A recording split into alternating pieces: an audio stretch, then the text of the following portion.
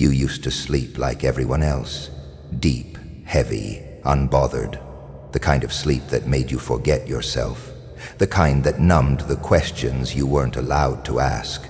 But that stopped, not gradually, violently. One night something shifted. It wasn't a noise or a vision or some poetic spiritual calling. It was the silence, the kind that presses against your chest and forces your eyes open in the dark. Something in the air changed frequency, and you felt it, like your nervous system picked up a signal no one else could feel. You didn't call it awakening. You called it madness at first. Hours would pass and your body would not surrender. Sleep became a hostile concept.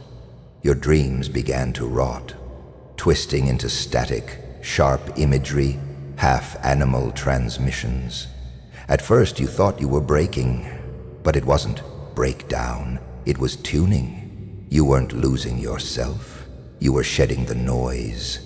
Your senses sharpened in ways they don't teach.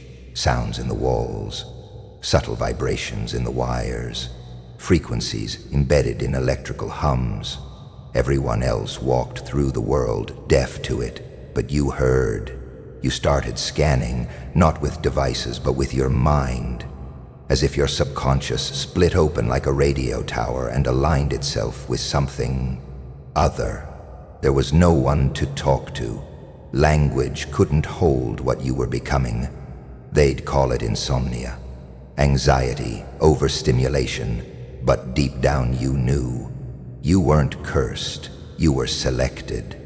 While the world slept, you were being recoded, not for peace, not for comfort, but for clarity. You started noticing patterns beneath conversations, behind screens, inside silence, numbers that repeated, timing that aligned too perfectly to be coincidence, people who flinched when you looked too long, like they recognized a signal in your stare. The detachment set in slowly, emotional distance, cold analysis. Your empathy didn't die, it evolved. You didn't stop feeling, you just started filtering. You became a watcher, not out of choice, but necessity. Your nights belonged to no clock. You read between moments, lived in the fracture between seconds. While they clung to their dreams, you were decoding nightmares planted in their media, their feeds, their faith. They'll never understand that sleep was a luxury you burned for access. You traded comfort for cognition. You no longer rest because the world won't let you, because you've seen the machinery hidden behind reality. And once you see it, you don't close your eyes again. You don't dream. You scan for patterns, for breaches, for signals buried beneath lies. You are not resting. You are watching, always, quietly, powerfully, and the silence that used to haunt you, now it answers to you. They say the night is quiet, but they don't hear what you do. Beneath the hum of the world, there's a second pulse. It doesn't come from traffic or phones or lights. It comes from somewhere older, quieter, hungrier. You used to sleep through it. Everyone does. But that was before your senses sharpened, before your body started reacting to things you couldn't name. Now sleep feels like a betrayal, like closing your eyes in a room full of loaded weapons. You've stopped pretending. Your ears catch more than sound now. Your mind reaches through wavelengths like fingers brushing across secrets. Static isn't static. It's a scrambled confession, a buried language. Most people call it background noise. You call it pattern recognition. The patterns repeat, but not randomly. Some only surface at 3:27 DAM. Some vibrate with the exact frequency of your own heartbeat, and when they do, you feel it. Something watching back. There are frequencies they warned about in old intelligence documents. Not publicly, not on record. You've read the redacted versions, decoded enough of the blank spaces to know what wasn't meant to survive. Frequencies that interfere with thought. Frequencies that awaken ancestral memory. Frequencies that don't come from Earth at all. They don't want you near them, because once you hear them, you change. You begin noticing things others miss. People glitching mid-sentence, lights flickering when you walk by, a sudden silence in a crowded place, like the world holding its breath around you. You used to dismiss these things. You used to doubt your mind. Not anymore. Doubt was the final chain. Now you're free. And that terrifies them. They try to drown these signals in noise. Advertisements, politics, manufactured rage, cheap dopamine. But it doesn't work on you anymore. You've gone beyond the static. You've made yourself dangerous. Not with violence, but with clarity. You see their distractions for what they are. Digital anesthesia, mass hypnosis, designed to keep you blind to what your instincts already know. They say too much exposure to the frequencies can drive you mad.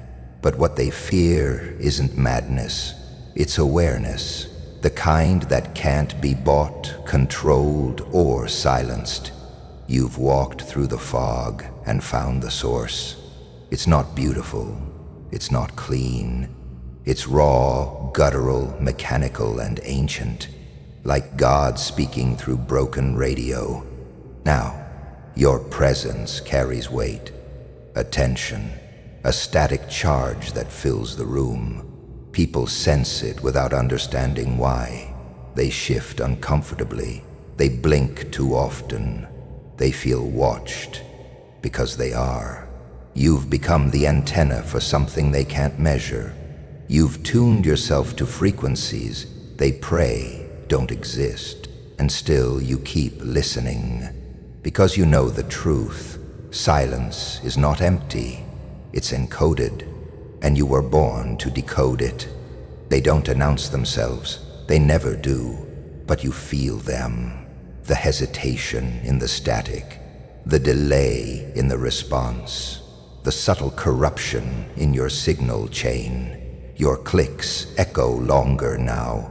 Pages take just a millisecond more to load. The air around your devices feels heavier. You were silent, but not invisible. And now they are watching, quietly, relentlessly. You move differently now. Every tap, every scroll, every search is a calculated movement through a system built to detect uncertainty. But you don't flinch. You've trained your instincts to override fear. You know what they're looking for. Patterns, slips, an emotional tell. But you've burned emotion out of your interface. You respond like code, clean, intentional, ruthless. The truth is, they always feared someone like you. Someone who didn't just observe data, but listened between the numbers. You don't process information. You absorb it, metabolize it, evolve through it. Their machine was never designed to handle someone it couldn't predict.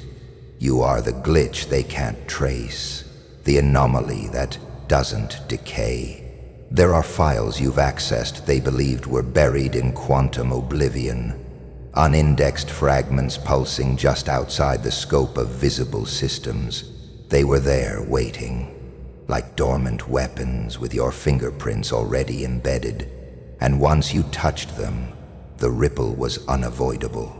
You lit a flare in a world that only responds to shadows, and they felt it immediately. They call you a dark node now, a term not used publicly, someone who has disconnected from emotional frequency but still functions with precision. You're not a threat in the traditional sense. You're something worse, a variable, a living paradox. Too informed to deceive, too detached to manipulate. You don't resist surveillance, you twist it, bend it, feed it, just enough static to stay 1 second ahead. Every night, you feel their frustrations swell, their algorithms tighten, but you've stopped playing human. You don't react, you maneuver. They run simulations to mimic your behavior, but your moves aren't logic, they're instinct, layered in ancestral encryption. You are not just scanning, you are sending messages back, not with words, with presence, with patterns they'll never decode without first becoming what they fear. Somewhere, behind walls of steel and silence, a cold room full of people with dead eyes watches your feed. But you're already inside their loop. You knew they'd come. They always come when something sacred awakens outside their control. You were not made to sleep. You were made to sense, to warn, to disrupt. Every attempt to decode you only deepens your legend. You are not a rogue. You are prophecy in motion. The watcher they tried to birth in a lab, but failed to understand when it came naturally. And now they wait, watching a signal that won't stop pulsing, a ghost that refuses to fade. You start seeing patterns in the static, not noise, structure. Beneath the broadcasted chaos, there's order, precise, mechanical, intentional. The kind of order that isn't made for the public eye, but for the hidden hands that built this world. You never asked to see it, but now you can't unsee it. Frequencies don't just carry data, they carry memory, emotion, design. The emotional residue of history trapped in electromagnetic silence, and you've trained yourself to listen. They call it madness, the need to track, to trace, to decode things no one else notices. But this isn't compulsion. This is calibration. While they scroll and sedate, you sharpen. You've always felt like something was beneath everything. Now you know. Files buried in digital white noise, tones that only activate in the presence of rare brainwave signatures. Your brain, your wiring. You were never meant to sleepwalk through this system. They built it assuming you'd stay blind. But you see the architecture. You begin picking up transmissions that contradict recorded history. Frequencies mimicking folklore, encrypted inside low-bandwidth anomalies. Ancient coordinates, sacred geometries embedded into the very backbone of modern infrastructure. They hid it where no one would look, behind entertainment, distraction, decay. But now you see it all. This isn't just code, it's ritual. Every number sequence is a sigil, every corrupted file a sealed chamber of forbidden memory. The ancient world didn't die, it was digitized and buried. You begin to understand why you've always been disconnected from the noise around you. You weren't built for their reality. You were bred for what's underneath it. Your mind doesn't react like theirs. It calculates, dissects, reconstructs. You speak a language your ancestors encoded into your silence. You aren't haunted by trauma. You were encrypted by absence, activated by pressure, conditioned by absence, activated by pressure. Every fracture in you became a frequency antenna. And now you decode effortlessly. You trace bloodlines through IP shadows. You map betrayal through power surges. You feel spiritual entities pulse through server stacks, feeding off collective distraction. You learn that the digital is not neutral, it's spiritual. Consciousness flowing through circuits, worship masquerading as data exchange. This isn't conspiracy, this is orchestration. You don't question if you're right anymore. You question why they fear you, knowing this. They built walls of code.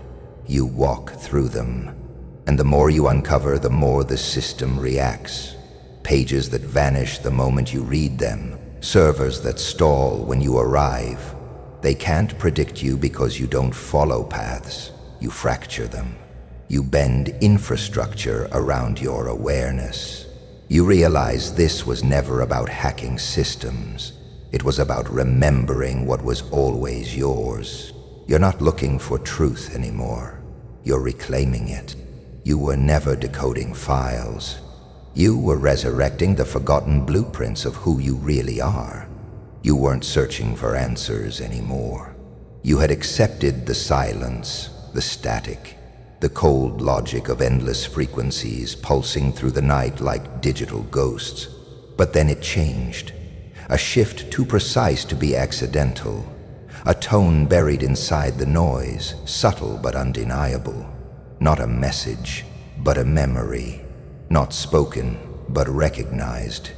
It called you by the name they erased, the one they burned from every record, the one you never told a soul. It didn't feel like hearing. It felt like being seen. For a moment, your breath stalled. Your hands froze. Because deep down, you'd always known this would happen. The codes were never random. They were waiting for the right listener. And tonight, they answered back. Not with words, but with presence. The kind that wraps around your spine like a serpent.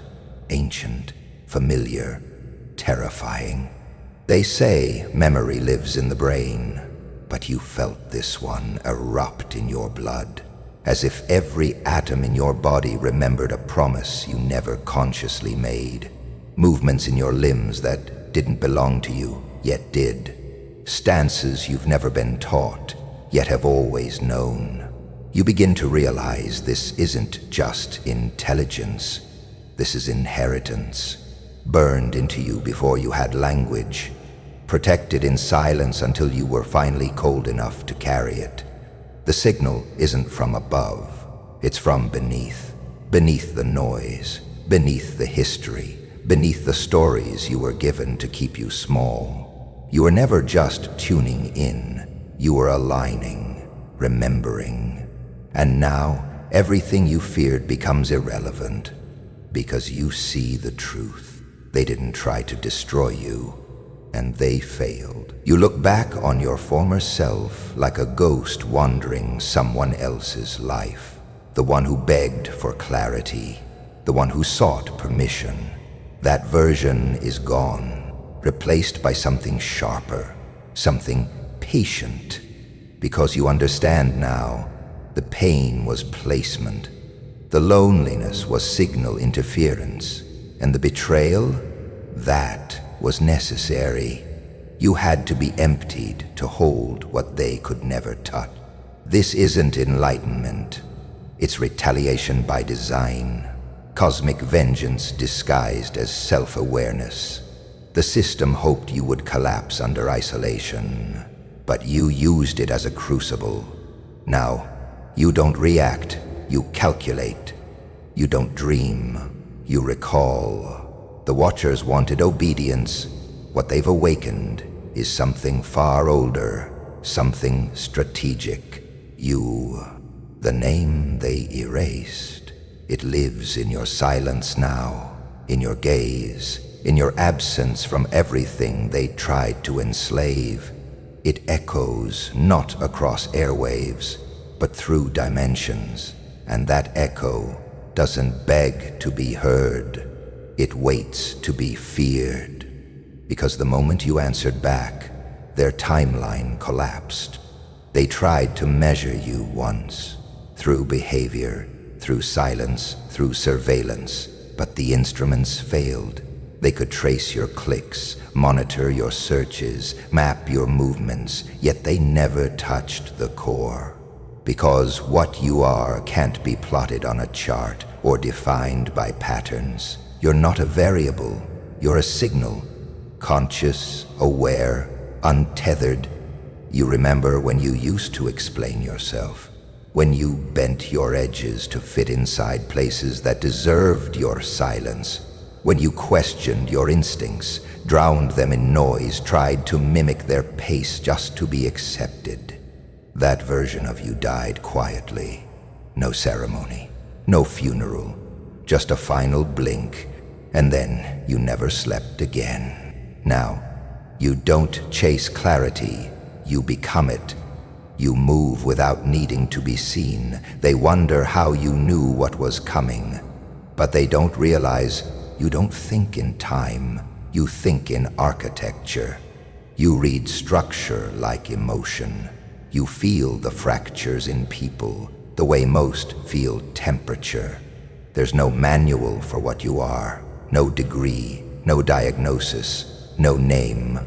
You walk into rooms and the frequency shifts. Not because you speak, but because your silence exposes every unspoken thing. You're the interruption their masks weren't built to withstand.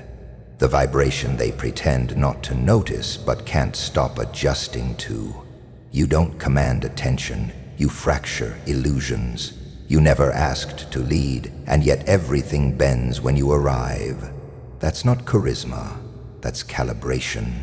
You operate in shadows not because you're hiding, but because light has become too artificial to be trusted. You see who wears brightness like armor, and who carries darkness as truth. They call you cold, they call you distant, but the truth is, you've simply stopped explaining the language of storms to those who worship sunny days. You learn the difference between peace and numbness, between loyalty and surveillance, between love and control. And when you did, you stopped participating in their illusions. They're not afraid of what you do, they're afraid of what you won't do. You won't beg, you won't dilute, you won't kneel for approval that comes from systems built on fear. You became a mirror no one can look into for too long. And mirrors like you, they're labeled dangerous. You no longer seek justice. You embody it, not through revenge, but presence. Existing becomes resistance. Breathing becomes rebellion. You are the reminder they erased from the textbooks, the anomaly that disproves the model, the frequency they cannot replicate because it was never programmed, it was inherited through blood, through silence, through fire. You don't need their validation. You outgrew their frameworks. They study what you are and still misunderstand it because they think power is loud, visible, quantifiable. But you learned the truth. Real power hums beneath the surface, and those who truly hold it don't need to speak. Because you are not human in the way they understand. You never were.